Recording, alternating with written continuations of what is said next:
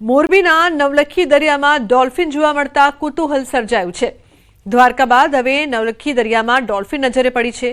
Dolphin જોવા મળતા મોરબી જિલ્લાના દરિયાઈ જીવસૃષ્ટિમાં વધારો થયો છે। તો ડોલ્ફિનની ડૂબકીનો વિડીયો માછીમારે મોબાઈલ કેમેરામાં કેદ કર્યો છે। તો ડોલ્ફિનની ડૂબકી અહીં જોવા મળી રહી છે।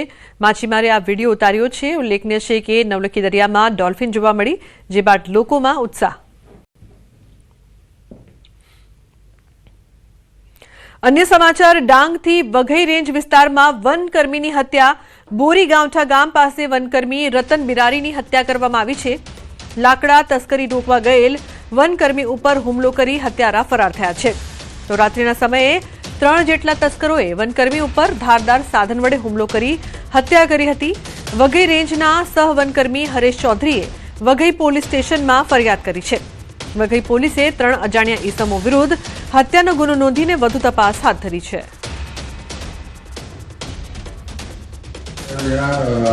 રતનભાઈ ઘનસુખભાઈ બિરાડી મરણ હાલતમાં પડેલા હતા, તેમજ ફોન એમનો સાઈડમાં પડેલ હતું અને નજીકના ઝોપડામાં રહેતા ખેતરમાં રહેતા મોતીરામભાઈએ જણાવેલ કે 3 ઈસમો લાકડી ચોરતા હતા। એ બાબતે એમના જોડે બોલાચાલી થતા તેઓએ તેના માથાના ભાગે તેમજ ભાગે કોઈ ધારદાર લાકડી વડે મારીને એને હત્યા નિપજાવી છે।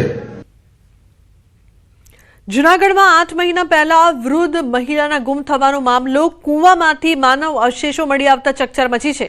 ખમીદાણા ગામમાં આવેલા કૂવામાં તપાસ, અવશેષ વૃદ્ધાના છે કે નહીં તે અંગે એફએસએલે તપાસ હાથ ધરી છે। અવાવરૂ કૂવામાંથી ચીજવસ્તુઓ પણ મળી આવી છે।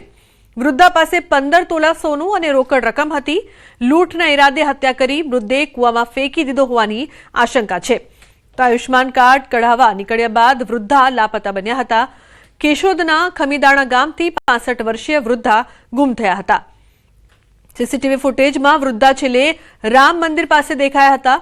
જૂનાગઢ આરઆર સેલની ટીમ ઘટના સ્થળે તપાસ શરૂ કરી છે। શંકાના આધારે એક શકમનની પૂછપરછ હાથ ધરી છે। 8 મહિના તો ગુમ હતા, પછી અમે આ શોધખોળ માટે ઘણી ઓલી રજૂઆત કરી હતી। આ તે બસ 8 મહિના પછી આ બધું ઘરેથી શું કઈ નીકળ્યા હતા? એ આયુષ્યમાન કાર્ડ કઢાવવા, એના પાસે 15 તોલા સોનું હતું અને 2 લાખ રૂપિયા હતા રોકડા। કેશોદના ખમીદાણા ગામમાંથી 8 માસ પહેલા 65 વર્ષીય વૃદ્ધ સુમરીબેન બારૈયા ગુમ થયા હતા અને જેને લઈને અનેક રજૂઆત અને અનેક અરજીઓ છે તે પોલીસમાં કરવામાં આવી હતી તેમને શોધવા માટે, પરંતુ 8 મહિના સુધી સુમરીબેનનો કોઈ પણ પત્તો ન લાગ્યો અને અચાનક જ જૂનાગઢ રેન્જની જે આરઆર સેલની ટીમ છે તેમને માહિતી મળીને તેમના દ્વારા છે તે હાલ જે રીતે શોધખોળ શરૂ કરવામાં આવી છે અને શોધખોળના આધારે જે અવાવરૂ કૂવો છે ખમીદાણા ગામનો ત્યાંથી જે માનવ અવશેષો છે તે મળી આવ્યા છે કૂવામાંથી। તો બીજી તરફ એક થેલી પણ મળી આવી છે। સુમરીબેન જ્યારે ગાયબ થયા હતા ત્યારે તેમને 15 તોલાથી વધુ સોનાના દાગીના પહેર્યા હતા અને 2 લાખ રોકડા હતા તેવી પણ એક વાત હતી અને જેને લઈને હાલ એક જે થેલી છે તે પણ મળી આવી છે કે થેલીની અંદર દાગીના હોવાની પ્રાથમિક માહિતી છે। તો બીજી તરફ આજે માનવ અવશેષો પણ મળી આવ્યા છે ત્યારે એફએસએલ રિપોર્ટ મોકલ્યા બાદ ખબર પડશે કે તે સુમરીબેનના જ છે કે બીજા કોઈના અવશેષો છે।